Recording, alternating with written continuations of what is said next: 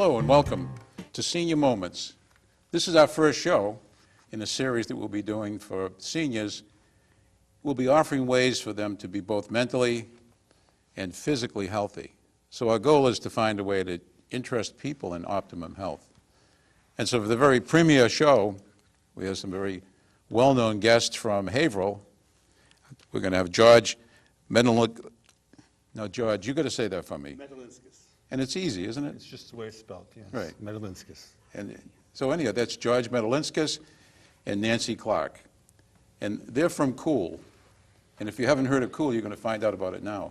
It's a program that's over in NECC, Northern Essex Community College, right here in Haverhill. And I do have a disclosure to make that last year I did facilitate a program there was called Senior Thespians. And we're going to be doing it again in spring. And they'll tell you more about that. Well, George, Nancy, welcome. Thank you. What's COOL? Everything at the college. We're very happy to be here today to talk about the College of Older Learners. And George is actually the founder of the College of Older Learners, so maybe he can tell us how it got started. I was a teacher at Northern Essex Community College. I've retired since then. And a few years ago, I was looking for a sabbatical to do, and it was suggested by the administration that we do something with older people. So I researched with a friend of mine, Peter Spellman, who is a part of the Harvard Institute of Learning and Retirement, which direction we were going to go with this with COOL. So we came up with this. We visited different programs and so forth. And COOL is basically self-sustaining, and it's meant for people to step out of their natural boundaries and do something different. So, for example, I'm a computer science teacher, but I've taught courses in personal essay writing and brain fitness. So we step out of that and encourage people who have really interesting hobbies to present them as courses and simply for the joy of learning. So that the key to us is learning for the joy of learning. There's no test, there's nothing like that. There's 6-week seminars, 2 hours each. That's how we started. Well, so 6 weeks, 2 hours. And I guess while we're at that point, I think the thing that I'm amazed at, and I think we have to say it all the time, how much does that cost to be part of this program? $30 for a seminar. And the wonderful thing about COOL is that many of the lifelong learning programs at some of the colleges have a fee, an initiation fee and an annual fee. There is no other fee with this. So where can you go for $5 a week? You can't even go to the movies. So it's really very cost effective.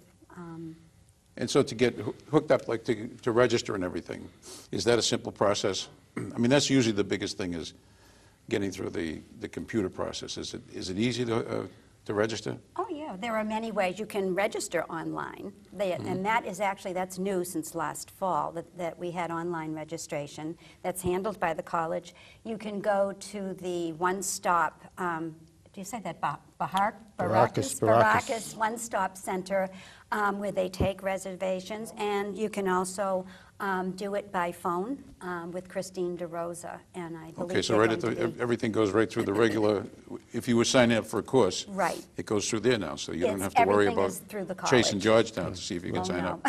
No, Okay. it's through the college. So now tell me something. When you started out, you only had a few courses. And the one thing I noticed is you don't have a teacher in your course, and I think that's important to stand out. I mean, and that makes it easy for what we call the facilitator, right? That was a good idea. I mean, where did that come from, and how's that been working out? Well, we didn't want it to be sort of the sage on the stage type of thing. We wanted our own members to do this, so we don't really seek out experts in the field to come and present stuff. We basically want our people to present things that they're interested in or even want to learn about. We had one very successful course about mushrooms, and the person, Liz, let me get her last name. Anderson, who just had an interest in mushrooms, decided, let's do a mushroom course. And then that expanded, and I think she's done it 3 times now, and each time she's done it, it's gotten a little bit more involved. So that's the type of thing, to pursue your own interest with other people. So like an example of well, I know the one thing that really interested me was the course that I facilitated last year. And what other courses do you have in there? What types of things are going on at this school? Let's say this coming semester. Oh, this coming semester, well, Sure. we have personal essay writing. George is going to do a class in that. And can you explain that just a little? Well, it's just, we're going to write. We're going to write person And what essays. are you writing about? Well, let's see, being a German Catholic, I'm going to write about guilt, you know, and remembrances of my parents and going to, you know, it's just personal essays, memoirs, whatever. And it could be anything. It could be anything, yeah, it could be anything. We're also doing one on America's Fabulous First Ladies. And this was an idea that we had that sometimes people are a little put off by, I have to do lead a six-week seminar. So the idea was to get other people involved. So this seminar is broken down into, there are 5 women that are handling 1 week each, and then 1 week will be kind of a pulling it all together. And it gives people an opportunity to get their feet wet leading a class, and I think that's been a unique thing, and I'm really, I want to see how that goes. I think it's going to be great. We're doing Art and Architecture of the Vatican, and that's a repeat from last year because it was very popular. And it's amazing, the DVDs that Ben had and the information that he gathered to be able to tell us about that. And then people brought in things. They might have visited the Vatican or done some research on their own. So that was another thing. Dig It, that's going to be my class for this semester. Dig It, architectural wonder, archaeological wonders. Yeah. And absolutely fascinating. And this is, I have to stop there to just say, the interesting part about this is that when you lead a seminar, you might not know anything about the material, but boy, do you get an education. I went to a seminar one time and the leader said, you know, there's what we know, there's what we don't know, and there's what we don't know. And you find out a lot about what you don't know. But it becomes a fascinating journey. And of course, the internet helps you to expand your horizons more than the Encyclopedia Britannica ever did. We're also doing a history of film. And there are already a lot of people signed up for that. So that should be a really good seminar. George's wife, Ginger, is doing Picture This, and it's a photography workshop. And there have been a lot of people that have expressed an interest in that because there are some of the photographers' meetings, apparently, in some of the around the city, they've had a really good response. We're doing gardening with perennials. And senior theater, which is Richard's. I hear that's a great program. I mean, Actually, it's funny because some of the people that took that seminar last time were people that said that they took it because they were in one of George's classes, and he challenged them to do something that they thought that they wouldn't do, to challenge their brains. And these people, some of them would never have gotten up in front of people. And you know what was interesting about that? As we went in, there were a lot of people where you could see they're very anxious. But by the 3rd or 4th week, and it happens to everybody anyhow, I think, in this, doing improv, is they're waiting to get up. And if you don't give them their turn, they're mad at you. Right. It brings out the inner ham. Right, sort no, of, and right. it kind of lights something up. And and I mean, I learned a lot from that. You know, just from that experience, I learned from them. So that was the real interesting part of it. I kept learning things, just to my limits, what my limits were and what I could do and what I couldn't do. And just watching people like go from, you know, probably I don't know anything to I want to do everything. So that was, I mean, that's cool. I mean, I guess that's the whole idea, as we say, it's cool. Exactly. And you had never led a class like that. No, in fact, I'm going to at one point do a class. My past history, I was afraid to get up in front of people. Way back, I diagnosed myself with social anxiety disorder when you put it all together, and I never knew why I couldn't do it. So when I do my programs, I'm really sensitive. When I can tell somebody when they're really uncomfortable, and my goal is to take that person and make sure they're up on stage and they're comfortable and they have fun, but they're never forced. And so it's like a really kind of gentle way of getting past that phobia of being in front of the people and just being able to talk. And so that's pretty cool. Now, this time, when does the program start? It starts when? I believe it's March 26th is the first one. A Monday. Yes. Oh, I'm sorry, it's that earlier than that. March 23rd actually is the first Monday classes start. Okay, and then you have kind of an introduction to this Oh, program? yes. What we call the showcase. And can anybody come to this, or is this just for, is It's this open to potential? anybody over the age of 50, and Yeah. really, if somebody wasn't 50, we'd love You're not them going to get mad come. at them, right? We're not going to get mad. They're lucky. Because I think we had some people who might have been under 50. But, I mean, that's the goal. The target audience is 50, but if someone comes in, you're going to let them come in, Right, unless they're 12. right. Well, maybe you would, who knows?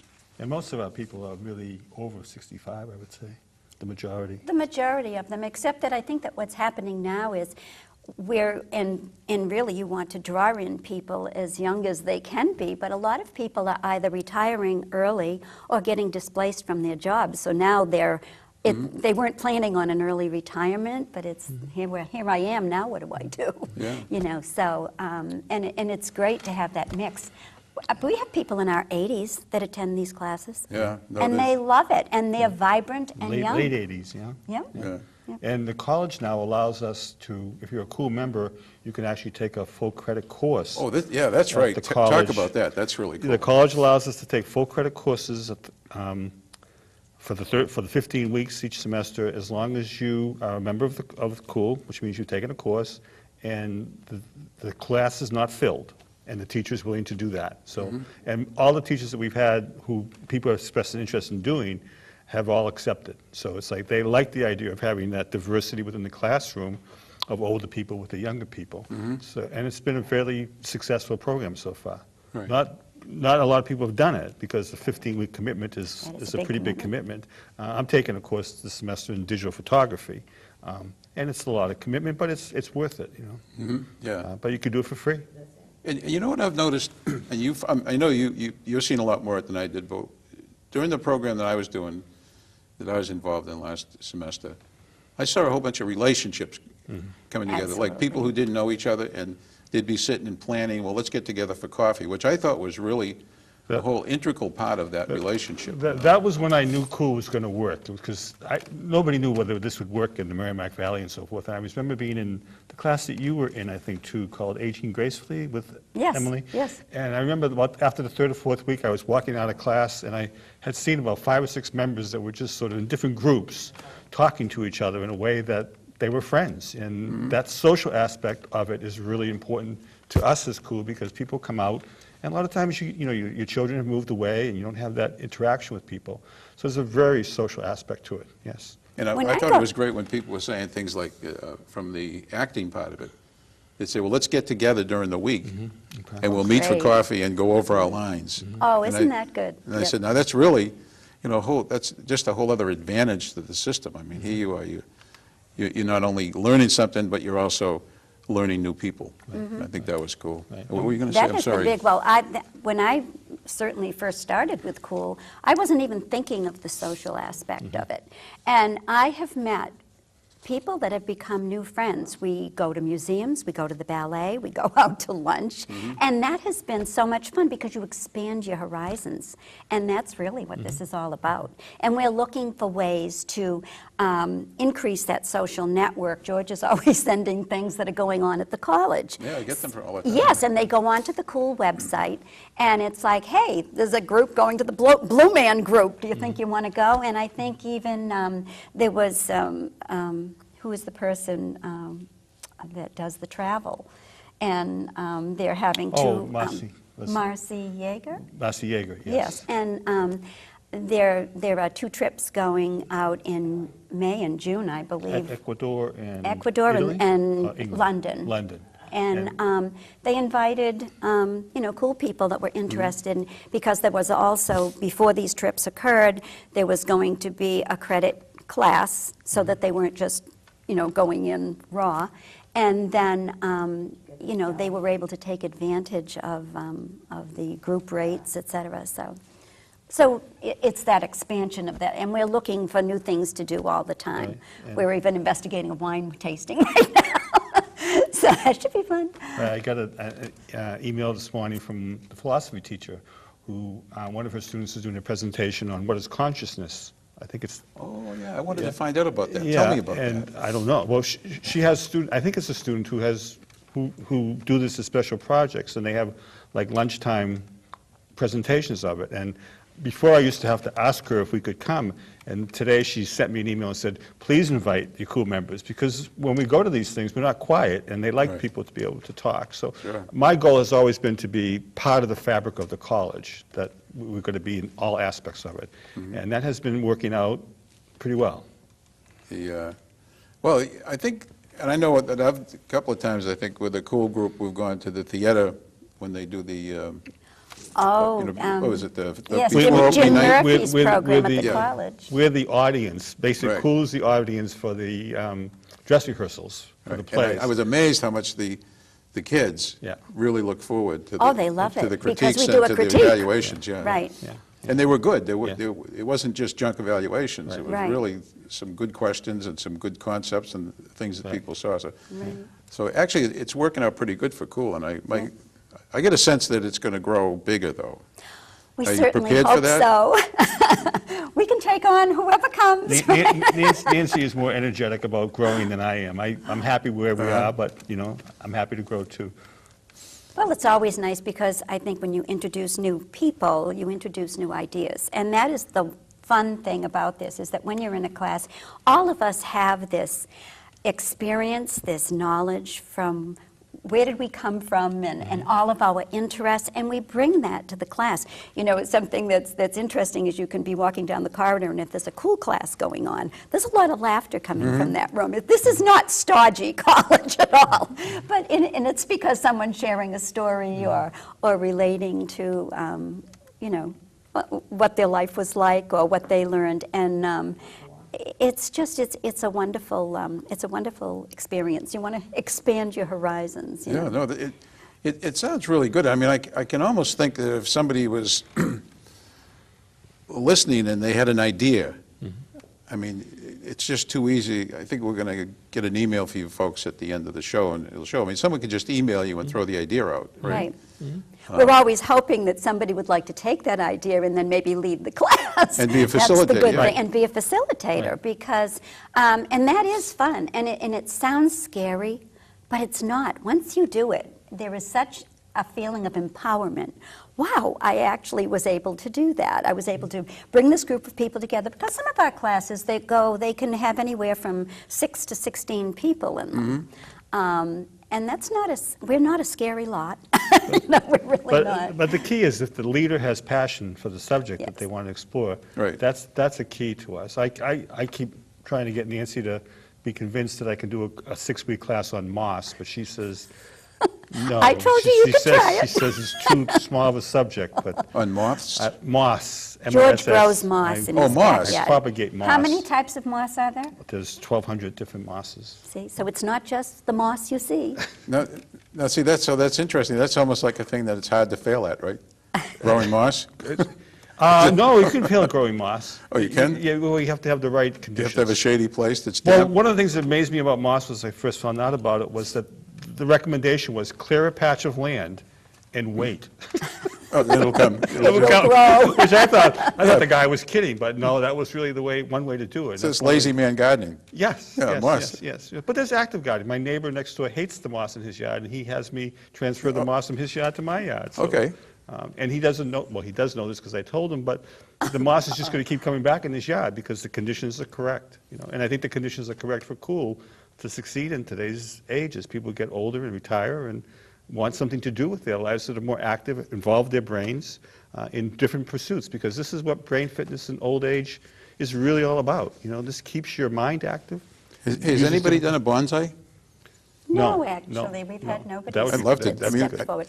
Would you like No, to no, hear no, no, about no, that? no. I Would you want like someone to? who does that, because I've often said, bonsai is really cool, but it's complicated. Yes. Yeah. So like if someone had a bonsai idea, they could come in with, especially if they did it, it would be great. Like, Yeah, but if you led that seminar, you would become that person who knows bonsai. I know, but I feel like, That would stretch your brain. You would keep you younger. well, I think I'm still trying to defeat my original adult deficit, attention deficit thing there. That's all I need is one other thing in my life. But no, that's a cool, maybe somebody that's listening to us might Sure. come up and say bonsai. Yeah. Wow. So, Yeah. so I mean, know I get the bonsai. idea that it's almost anything. Yes. It can be anything, They and do- the thing is, if it can't stretch into a 6-week class, we started, last year, we started something called Lunch and Learn, Okay. and so we have, from 12 to 1, we have a classroom assigned, and anybody can come to that. That's free if you're a COOL member, or you can bring anybody that you want to. And somebody, we have the classroom for like 50 minutes, and there's a subject that is talking, you did something on what is Buddhism, George had done. Okay. We have a member of COOL that belongs to Engineers Without Borders and goes to Africa and helps people to establish water that's right. systems. That's Peter. Right. Yeah. And then not only do we have the lunch and learns, but we've also have a couple of intersessions, we call them, so that in that lull at about this time of year, we're able to offer a program like today. We're actually doing one on questionable historical bias. Was Hannah Duston a villain, or was she a heroine? Because there are differing theories on that, and it's being given by somebody from Buttonwoods at the Historical Society. And then next week, we also have somebody, Martin Dagoberto from Mass Critical, Right to Know, and on GMOs. And Good. the push that's been, that's on to get products labeled, because America is one of the few countries that does not label their food as whether it has been genetically altered. So, so doing programs like that, and I was in contact with somebody the other day that has agreed to do a lunch and learn for us. That was an investigative reporter that's good. for the Tribune at one time. He's now working for New in Life. And I thought, wow, I bet he's got a lot of knowledge. And he was one of the people that had actually done the program, the investigation around the automobile insurance fraud in Lawrence that broke a couple of years, well, it's probably been 5 years or so now. And so he's going to come and talk about that and how that got started. And So you're actually now creating a speakers bureau. We're Almost. almost on that idea. I mean, Right, it so that seems- if you couldn't commit to 6 weeks, well, we have 1 hour, we have Yeah. 1.5 hour programs. And now, do you think space is going to be a problem? I mean, has the school, has NECC kind of accepted you and adopted you as a, We have the 2 to 4 hour block on weekdays, because that's a quiet time for them to have classes. okay. Oh, that's a good point. Classes are always 2 to 4. 2 to 4. Yeah. Right, Yeah. for the most part. So you're out of there before dark, and, nice time. Okay. Right. Okay, so we're getting close to our end of our show, so I just would like to ask you, I mean, have we covered everything so that everybody out there will know? Well, we've also involved some NECC teachers. For example, Mark Palermo, who teaches English as a second language, is doing one on herbs of the Merrimack Valley. Oh, all right, So I heard we- that was a pretty popular course. So, yeah. Strange, yeah, isn't it yeah. funny, like, what you don't think would be popular is like Right. super popular? So we try to encourage the faculty who have an interest, but they don't teach it every day, to teach it to us, to COOL, to lead a COOL seminar in it. So- Right. Barbara Stagnevich had done literature, English literature. Lahia Dominic, who has done programs on the historical Caribbean. And I think She that wants to George had actually, she's going to do something. and I think that George has he's at the college, so he's convincing these people that they would really love to do this. Right. And I think really, we have Mark Mannheim, who does art, is going to do Tai Chi for us next Oh, semester great. as well. Oh, cool. great. So- But it has enhanced the program, because now you have actually college professors that are also leading programs. And they've loved it from all of the feedback that I've gotten from. Because they have students who do homework. Right. Well, they have students that show, and they're there Right. because they want they to want be to learn. there. Again, not joy of because they learning. have to be there. Right. You Now, know, no do you- grades, no tests. Do you see an effect, I mean, this is something I keep thinking of, as I see these COOL growing. Do you see that as actually having some connection to the students coming in, to instill some kind of like passion in learning? I think There's it got to be a does. way to do that. I think Hasn't it there? does. I always thought that when I taught, I thought having a master learner in a classroom would help, because they would ask the right question. They would model for the students what they're doing. And I think that older students are not afraid to ask the question that everybody has on their mind, but is afraid to ask because they don't want to look bad, and model the fact that they do their homework and stuff. So I think there's a great deal to learn from both generations. Oh, I think the Back mix and is forth. good, because Yes. every time I've taken a class over at NECC with younger students, I've always learned something. You know, especially about technology. You know, how to answer my phone and things like that. You know, I still don't know how to answer it, but anyhow. So that I think we've covered everything. So what we're going to say is that if somebody wants to do this, they can go into the NECC website, Right? there's a little box right up top. NECC/COOL, right. and it, I Or think lifelong learning. lifelong will learning, lead and you just there put COOL, also. and it comes up and it gives you all the options. Right. $30, and you said the open house type of thing is on the 10th, The is that right? showcase is March 10th from 2 to 4 2 to at 4. the Hart Lab Technology Center at the college. And how do people find their way around the school? When we come in the main entrance for the college, if you just come down, take a right, that the building with the curved roof is the Hot Lab Center. So just take a park in there. Okay. Right. And that's a Good. lot of fun because all of the people that have taken classes before usually come to that, or new people trying to figure out what is this anyway. And it's really a very interactive group. The last time there was so much electricity in that room. People were just couldn't Yeah. wait to get the fall semester No, started. it was great. I'm just so glad. Well, anyhow, guys, I know you guys are busy, and thanks for coming over from, Thank you for having us. and you're getting, going to go back there and do it. And, you know, maybe later on, as we get the show going, we'll talk about doing more with COOL, and maybe go over to the school and actually bring some cameras over and video a class or something like that in action. So that's one of the things we've talked about before we did this, so. A that's visual is worth 1,000 words. Yeah, seeing it, right. I think it's great. Right. Okay, well, hey, thanks a lot, Nancy. Oh, thank you for George, having thanks us. for coming. Okay, thank you very much.